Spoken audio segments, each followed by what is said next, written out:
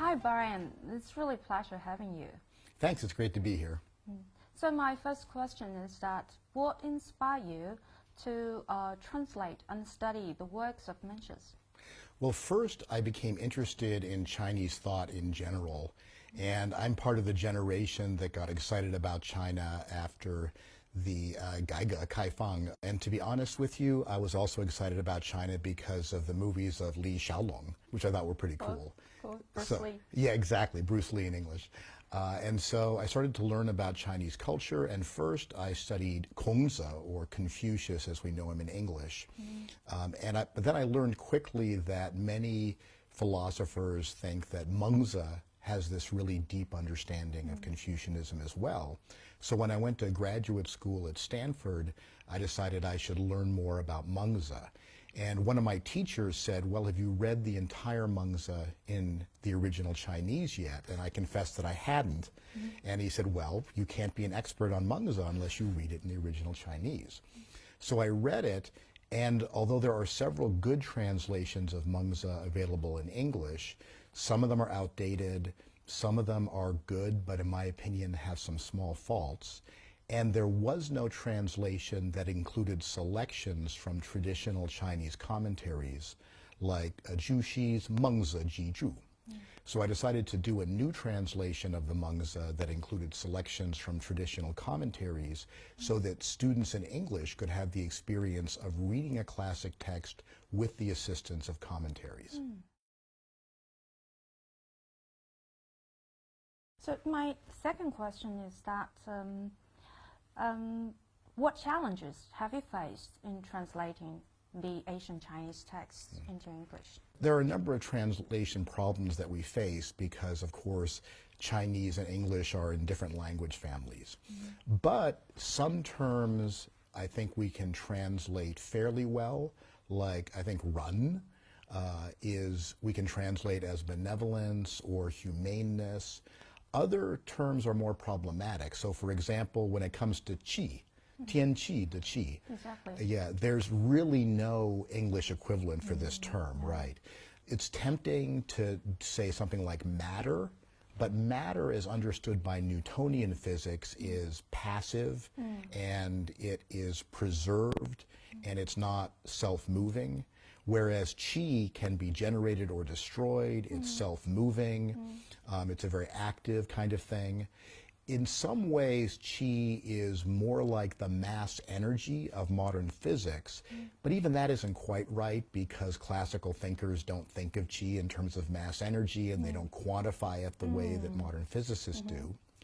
Some translators try to translate qi with really weird English terms like ether, E-T-H-E-R, but that doesn't mean anything to most English readers. So for a couple of terms like qi, I just romanize it in pinyin as QI, and then I include a note or a comment in the introduction to the translation explaining to the reader how to use this term and giving them examples of ways in which it's used. So then, what do you understand qi? When I'm trying to explain qi to my students, I say, well, think of the fundamental stuff that is spatio-temporal. It occupies space, it occupies time, that makes up concrete things. And it can come in different qualities. So it can be, say, turbid, or it can be clear, it can be yin, or it can be yang. And in the later Confucian tradition, it combines with Li, the pattern or structure of the universe. And so you can think of everything in the universe as having two aspects. One aspect is the pattern or structure of the thing, and the other aspect is the spatio-temporal stuff, the stuff in space and time that makes it up. And thinkers like Zhu Xi make clear that you never have qi without a pattern, but you also never have a pattern without the qi. And so one way I explain it to my students is, if you tried to think of stuff that didn't have any structure, what would you think of? I can't think of any kind of thing or stuff that isn't structured somehow. But if you tried to think of structure that wasn't the structure of anything, I don't know what to think of either. So we have to think of things in terms of a kind of stuff that gets structured in a certain way. And I think that's one way of understanding, especially for later Confucian thinkers, what qi is and how it relates to li, pattern. So, as an American, I discovered that because you're American. As an American, it seems like for years of studying and translating Mencius, which is Chinese philosophy things, that did you recognize yourself culturally Chinese? There's an organization for Chinese philosophers in the United States, and one of my Chinese colleagues invited me to run for president of the organization, and I teasingly said, well, you have noticed I'm not Chinese, right? And she said, yeah, but you're culturally Chinese, that's okay. Some of my friends do tease me. They say, well, maybe in a previous life, you know, you were Chinese. Because I feel very comfortable in Chinese culture. So can I say that actually you really believe in these, you know, the concept of yin and yang? Yeah, I think yin and yang are extremely useful concepts. And when I introduce the concepts to my students, I say, just try. And one of the things that I find is really helpful about the I Ching, the classic of changes, we call it in English, is this notion that yin and yang can combine almost like a sandwich. So you can have like yin, yang, yang, yin, yin, yang. And so think of, for example, you and your romantic partner as like combinations of yin and yang in various respects. So I know one couple where the one member of the couple is a guard at a prison. So that person has to be very young at work. And when they come home, they're tired of being strong at work. So when they come home, they want to be nurturing and they want to be kind and gentle. The other partner in the relationship is a social worker, so someone who helps care for people who are having problems in society. This person has to be nice all day and very supportive. When that person comes home, they're tired of being nice and they want to be catered to and they want to be taken care of. So the one person is yang at work and yin at home. The other one is yin at work and yang at home. And their relationship is great because they balance each other out in these respects of yin and yang. In what ways do you believe Mencius' teachings are relevant to modern society? The modern world has in many ways turned its back on traditional philosophy, whether it's the thought of thinkers like Aristotle in the West or the thought of, with the May 4th movement in China, many people turn their back on traditional systems of thought, including Confucianism. And modern ethics emphasizes the notion of freedom. Freedom is, of course, a very important value. The ability to create one's own life is both an inspiring objective and also something that we value very much. But freedom by itself, I think, is not a complete value. If we're just told to be free, well, what should we choose? So I think many people in the modern world have what we might describe as alienation or anxiety, or the French existentialists and the German existentialists called it Angst. You know, this feeling of anxiety because they're empty. They're told to be free, but then given no guidance. And so we need people to give us guidance about, well, what should we use our freedom to do? And so I think one of the reasons that thinkers like Kongzi and Mengzi are so valuable, not just in China, but around the world, is they give us a sense of what makes life worth living. And they fill that emptiness that modern society has left us with. One slogan I often use is, modern science and technology is wonderful at telling us how to achieve our goals, but modern science doesn't tell us what goals to achieve or why to achieve them. And that's why many people are looking to the wisdom of the past. So can you just show some interesting insights or discoveries you've made while studying Mencius? One of the interesting insights I've got from studying Mengzi is, I would phrase it this way. We think normally in modern society that we can get better at various things. So if you're interested in playing tennis or baseball, you can practice that and you can get better at playing tennis or baseball. You can get better at calligraphy, shufa. You can get better at even wine tasting. You can develop a palate that appreciates fine wines.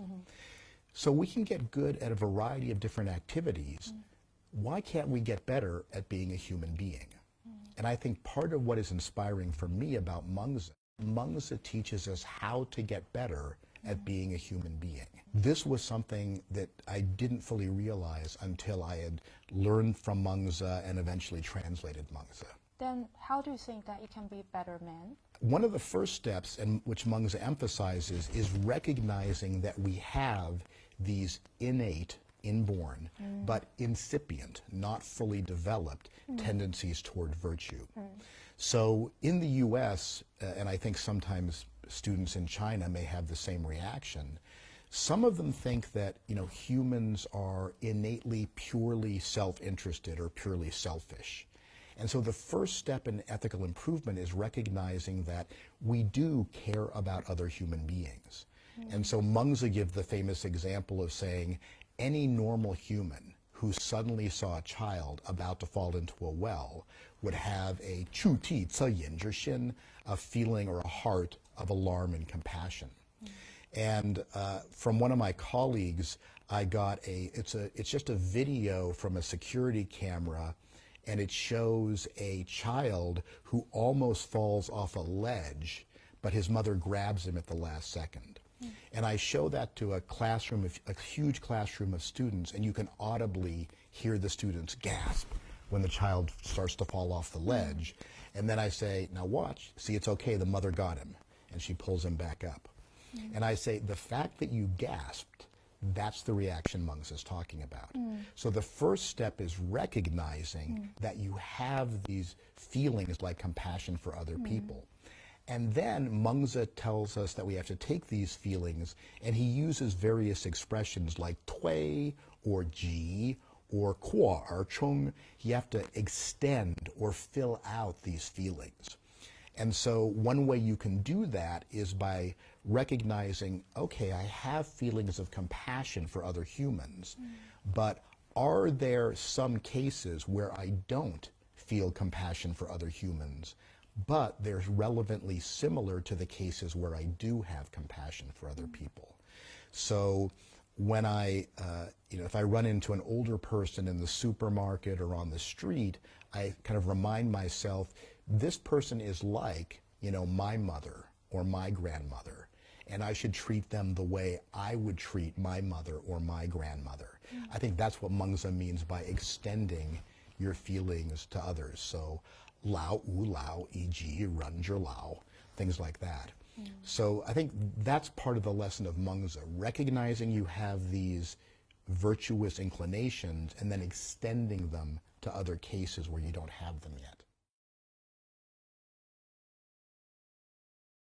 Well, my next question is that in this time of complexity and chaos, life becomes struggling for many people. As you can see, that so many people, they prefer to lying down, as we say, biking, or quiet quitting.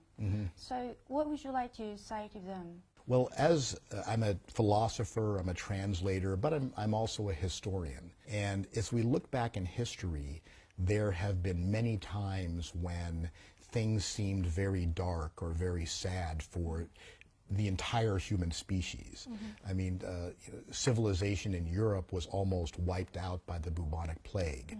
When the Roman Empire fell, Europe went into a period of decay, and the lack of, we lost a lot of knowledge that we had about medicine and about public health for centuries. But civilization goes on because people have a faith, what you would call in Confucianism, xin, your faith in progress and your faith in your own goodness. And if you're living in a contemporary civilization, whether it's the United States or it's China or some other developed nation, I know things are hard and I don't know each person's individual struggles, but you have choices and you have opportunities. Find the thing that gives you joy that you find meaningful. So find an activity that you care about, that you think contributes in some small way to society. For me, it's teaching and writing because that's what I enjoy doing. For somebody else, it might be doing a job in a way that makes other people a little happier in their day. And you can do that without completely being slavish or, subordinate to others. Just smiling at other people while you're doing your ordinary activities or taking pride in what you do can help give you meaning in life. And I think famously, Kongzi said that when he was young, he 智于学, in English we'd say set his mind upon learning. And I think people often think that that just means book learning or reading books or going to school. But for people like Kongzi, 学, it includes book learning, but it's really learning how to be a better person. And it means you're trying to do more with your life than just survive. You're trying to find something that's worth focusing your mind on and caring about. Exactly. Yeah. So can I translate it with stick with it and keep up going? Yeah, and take joy in it. I mean, I think that's important too. So, Confucius also says, you have to 知之, 好之, 乐之, understand it, be fond of it, and ultimately take joy in it. So find the thing that you do that gives you joy, that's actually contributing to other people in some way.